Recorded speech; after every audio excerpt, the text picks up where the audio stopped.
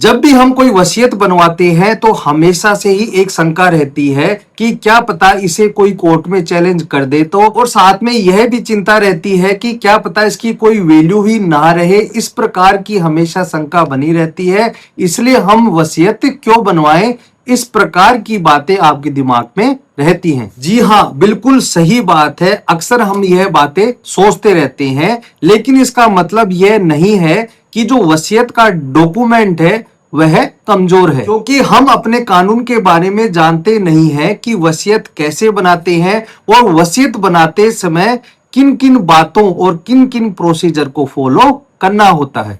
Honourable supreme court of India ने भी यही बात कही है कि अगर आपने सारे प्रोसीजर को फॉलो किया है तो आपकी वसीयत को कहीं पर भी फर्जी नहीं बनाया जा सकता है। साथ ही साथ ऑनरेबल सुप्रीम कोर्ट की 11 गाइडलाइन जिनमें प्रोसीजर के बारे में बताया गया है, इसके बारे में मैं आपको आगे बताऊंगा। अब सवाल यह है कि वसीयत क्या होती है, किन किन व्यक्तियों को गवाह बनाया जाता है और इसमें कौन कौन सी प्रोसीजर को फॉलो करना होता है। Honourable supreme court of India ने अपने लैंडमार्क जजमेंट में यह बिल्कुल क्लियर कर दिया है कि किन कंडीशन में वसीयत को वैलिड माना जाएगा और किन कंडीशन में वसीयत को वैलिड नहीं माना जाएगा, और क्या कानून है इसके बारे में मैं आपको बताऊंगा, इसलिए वीडियो को अंत तक जरूर देखें। मैं हेमंत सैनी एडवोकेट और आप देख रहे हैं हेमंत LLB लॉ। वीडियो अच्छा लगा तो प्लीज इसे लाइक करें, शेयर करें और चैनल को सब्सक्राइब करना न भूलें। आज हम बात कर रहे हैं मीना प्रधान वर्सेज कमला प्रधान 21 सितंबर 2023। जो यह जजमेंट है इसके फैक्ट क्या है, इसमें मामला क्या होता है, पहले इसके बारे में मैं आपको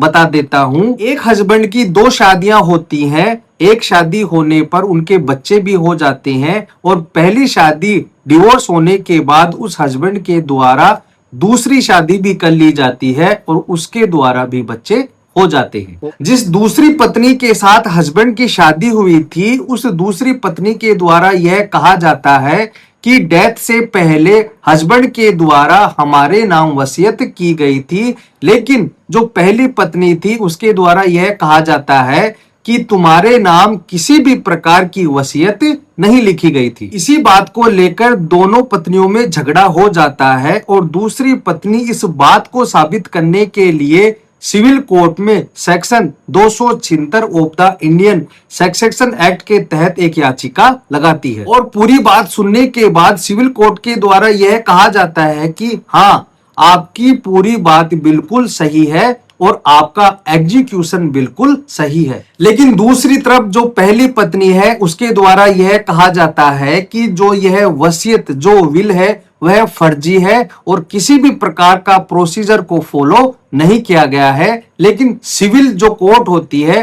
वह पहली पत्नी की बात को नहीं मानती है। पहली पत्नी इस बात से एग्रीड यानी परेशान होकर जाती है हाई कोर्ट के पास, लेकिन हाईकोर्ट के द्वारा भी पहली पत्नी की बात को नहीं सुना जाता है और इस बात से एग्रीड होकर पहली पत्नी जाती है ऑनरेबल सुप्रीम कोर्ट के पास। ऑनरेबल सुप्रीम कोर्ट के पास जाने के बाद सुप्रीम कोर्ट के द्वारा यह कहा जाता है कि ऐसे 2 सेक्शन हैं जो वसीयत के एग्जीक्यूशन के समय देखना जरूरी है। पहला है section 63 of the Indian succession act.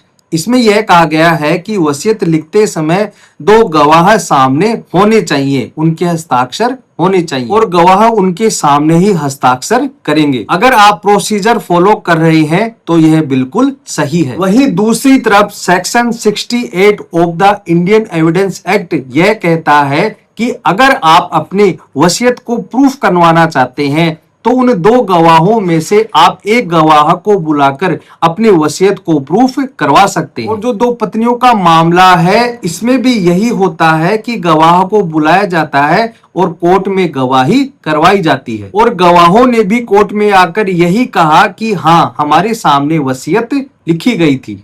जब यह सारी बातें हो गई हैं और इस प्रकार का आरोप लगाना कि ऐसी कोई भी बात नहीं हुई थी, मतलब कि जो पहली पत्नी यह बोल रही थी कि यह वसीयत फर्जी है और कोई भी गवाह इसमें हाजिर नहीं हुए थे, लेकिन सुप्रीम कोर्ट ने यह कहा कि हम इसमें किसी भी प्रकार का इंटरफेयर नहीं करते हैं और इसे वैलिड मानते हैं। अब यह तो हो गई फैक्ट की बात, लेकिन यहीं पर ही ऑनरेबल सुप्रीम कोर्ट के द्वारा वसीयत के सारे कानूनों को डिस्कस किया जाता है और सुप्रीम कोर्ट के कई जजमेंट्स का भी हवाला दिया जाता है और यह कहा कि हम 11 गाइडलाइन जारी कर रहे हैं। लेकिन इससे पहले मैं आपको ये बता देता हूं कि वसीयत को आप केवल एक कोरे कागज पर भी लिख सकते हैं और उस पर 2 गवाहों के हस्ताक्षर भी होना जरूरी है। वसीयत गवाहों के सामने लिखी होनी चाहिए। वसीयत को रजिस्टर्ड करवाना कोई भी मैंडेटरी नहीं है, लेकिन एक एडवोकेट होने के नाते मैं आपसे यही कहूंगा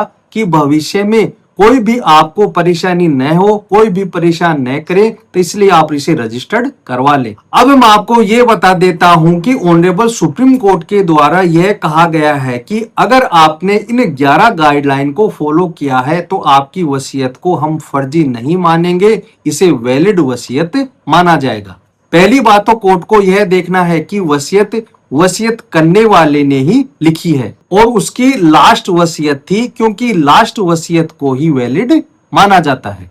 दूसरी बात यह है कि जब भी आप कोई वसीयत लिख रहे हैं तो आपको कोई भी मैथमेटिकल एक्यूरेसी नहीं दिखानी है। और तीसरी बात यह है कि जब भी आप वसीयत लिखेंगे तो सेक्शन 63 में जो गाइडलाइन दी गई है, जो कानून है, उसके तहत आपको 2 या 2 से अधिक गवाह लाने होंगे और उनके सामने ही वसीयत लिखनी होगी। चौथी बात यह है कि गवाहों को केवल यही नहीं बोलना चाहिए कि वसीयतकर्ता ने हस्ताक्षर किए हैं, बल्कि यही बोलना चाहिए कि वसीयतकर्ता ने हमारे सामने हस्ताक्षर किए हैं, तभी वसीयत को वैलिड माना जाएगा। पांचवी बात यह है और ऑनरेबल सुप्रीम कोर्ट ने यह कहा है कि 2 गवाहों में से केवल एक गवाह भी कोर्ट में आकर विल को प्रूफ कर देता है तो दूसरे गवाह को आने की आवश्यकता नहीं है। लेकिन छठी बात भी यहीं से स्टार्ट होती है कि अगर पहला गवाह कोर्ट में आने में असमर्थ है, नहीं आ सकता है, तो आप दूसरे गवाह को भी कोर्ट में बुलाकर विल को प्रूफ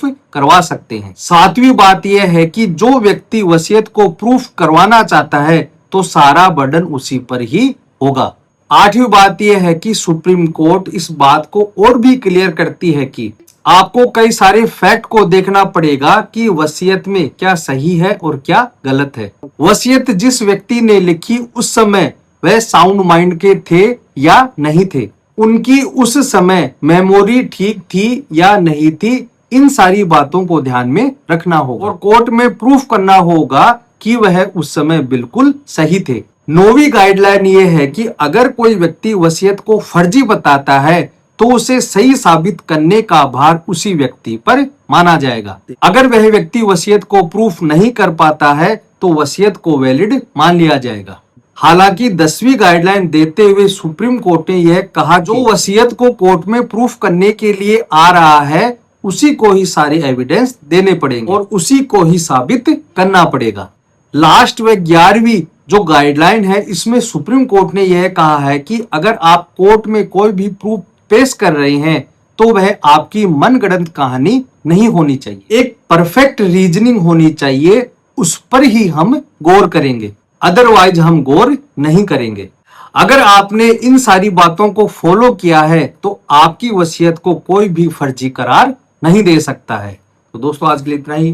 वीडियो अच्छा लगा तो इसे लाइक करें, शेयर करें और चैनल को सब्सक्राइब करें ताकि ऐसे ही इंटरेस्टिंग वीडियो मैं आपके लिए लाता रहूं।